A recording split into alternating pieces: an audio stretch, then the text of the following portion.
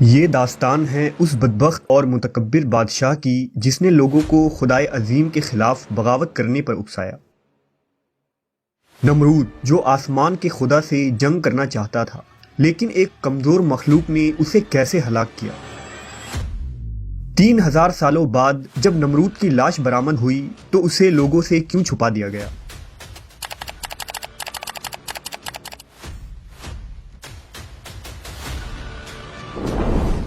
طوفان نوح کے بعد بابل، نینوا، سنار اور اس کے آس پاس کے علاقوں میں انسانی آبادی پھیلنی شروع ہوئی۔ ان علاقوں پر حام بن نوح کی اولادوں میں ایک شخص پیدا ہوا جس کا نام کوش تھا۔ اس کی ایک اولاد ہوئی جسے تاریخ میں نمرود بادشاہ کے نام سے جانا جاتا ہے۔ نمرود ایک طاقتور، متکبر، جابر اور بت پرست حکمراں تھا۔ کہتے ہیں کہ سر پر تاج تاریخ میں سب سے پہلے نمرود نے ہی پہنا تھا۔ یہ بزور طاقت رعایا سے اپنی پرستش کرواتا تھا۔ نمرود کا زمانہ 3000 قبل مسیح کے آس پاس کا ہے۔ نمرود دنیا کی سب سے قدیم ترین تہذیب یعنی اسیریا یا سومیری تہذیب کا سب سے پہلا بادشاہ قرار دیا جاتا ہے۔ بعض مورخین نے لکھا کہ نمرود نے کافی لمبی عمر پائی تھی۔ وہ 400 سالوں تک حکومت کرتا رہا۔ تاریخ میں نمرود کے متعلق بہت زیادہ معلومات نہیں ملتی ہے، لیکن ہر زمانے میں محققین نے نمرود کو تاریخ کے مختلف بادشاہوں کے ساتھ جوڑا ہے۔ کچھ ریسرچر نمرود کو مشہور اشوری بادشاہ گلگمش قرار دیتے ہیں، کچھ اسے سومیری دیوتا مردوک کے ساتھ جوڑتے ہیں، تو کچھ نمرود کو امن ہوتب کا دوسرا نام قرار دیتے ہیں۔ دراصل لفظ نمرود کے معنی ہیں باغی یا بغاوت کرنے والا۔ چونکہ نمرود نے خداوند سے بغاوت کی اور لوگوں کو بھی بغاوت کرنے پر اکسایا، اس لیے اسے نمرود کہا جاتا ہے۔ اسلامی روایتوں کے مطابق نمرود بابل کا بادشاہ تھا جو خدائی کا دعوے دار تھا۔ اسی زمانے میں اللہ نے حضرت ابراہیم علیہ السلام کو مبعوث فرمایا۔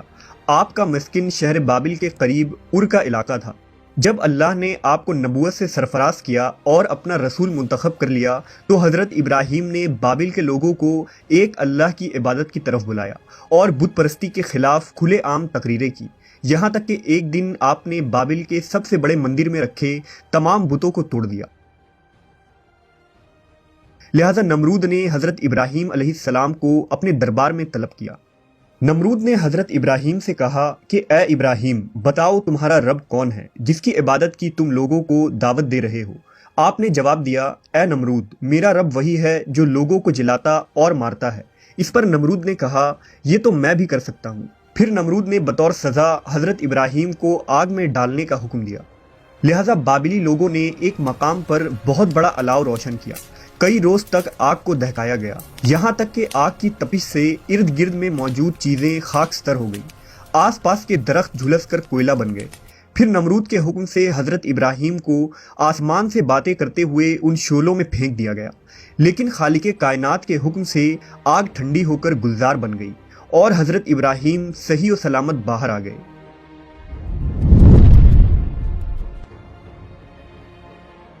نمرود یہ منظر دیکھ کر پکار اٹھا کہ اے ابراہیم، واقعی تیرا خدا عظیم ہے اور اس قدر قدرت رکھتا ہے کہ اس نے تیرے اور آگ کے درمیان رکاوٹ پیدا کر دی۔ میں اس کی قدرت اور عظمت کی وجہ سے اس کے لیے قربانی کروں گا۔ پھر نمرود نے 4000 قربانیاں تیار کرنے کا حکم دیا، لیکن حضرت ابراہیم نے اس سے کہا کہ تیری کوئی بھی قربانی یا کار خیر قبول نہ کی جائے گی جب تک کہ تو پہلے اس خدا پر ایمان نہ لے آئے۔ نمرود نے جواب دیا، اس صورت میں تو میری حکومت ختم ہو جائے گی اور میں یہ بات گوارا نہیں کر سکتا۔ بہرحال وہاں موجود کچھ عقل مند اور بیدار دل لوگ اللہ پر ایمان لے آئے۔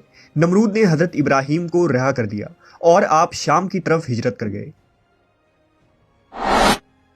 پھر نمرود نے خدا کی تلاش اور آسمان کے خدا سے لڑنے کے لیے ایک بلند و بالا مینار کی تعمیر کروائی جو مینار بابل کے نام سے مشہور ہوا۔ کہتے ہیں کہ اس مینار پر چڑھ کر نمرود آسمان کے خدا کو للکارتا اور جب آسمان سے کوئی جواب نہ آتا تو وہ غرور و تکبر سے ہنستا اور لوگ اس کے آگے سجدہ کیا کرتے۔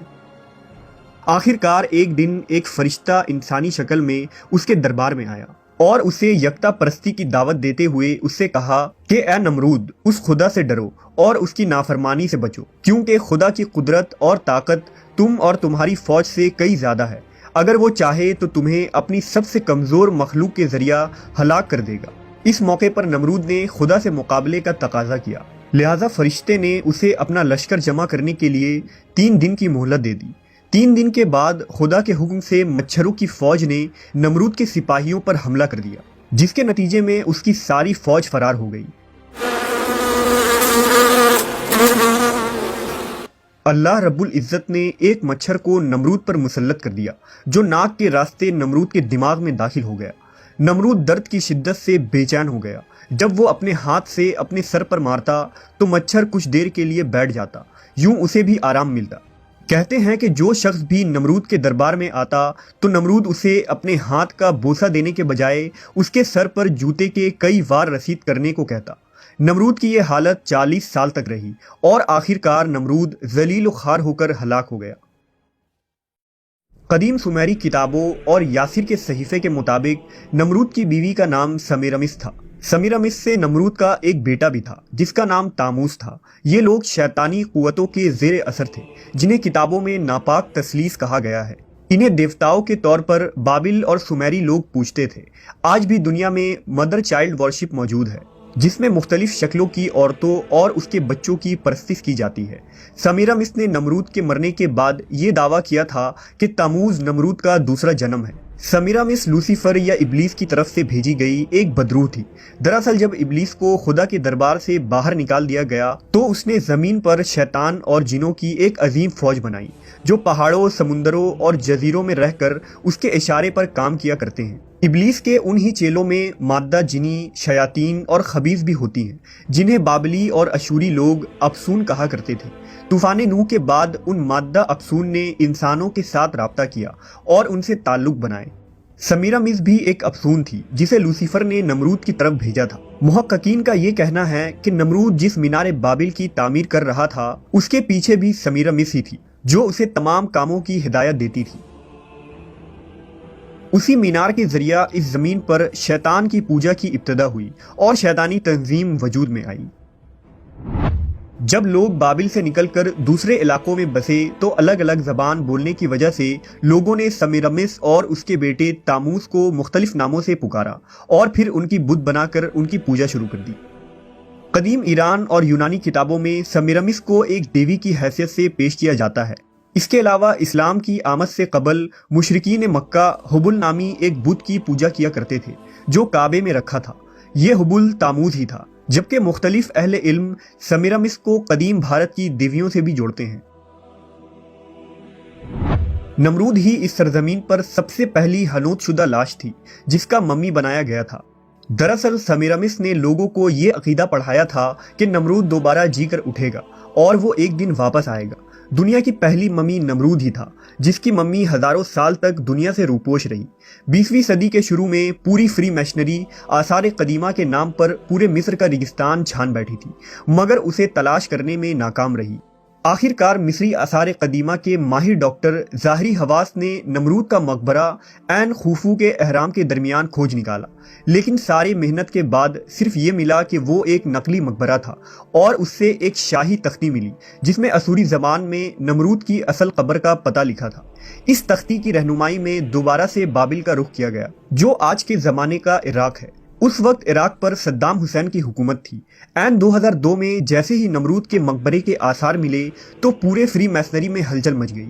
فری میسنری کو اس بارے میں مکمل علم تھا کیونکہ نمرود کی لاش ان کے لیے بہت اہمیت کے حامل تھی۔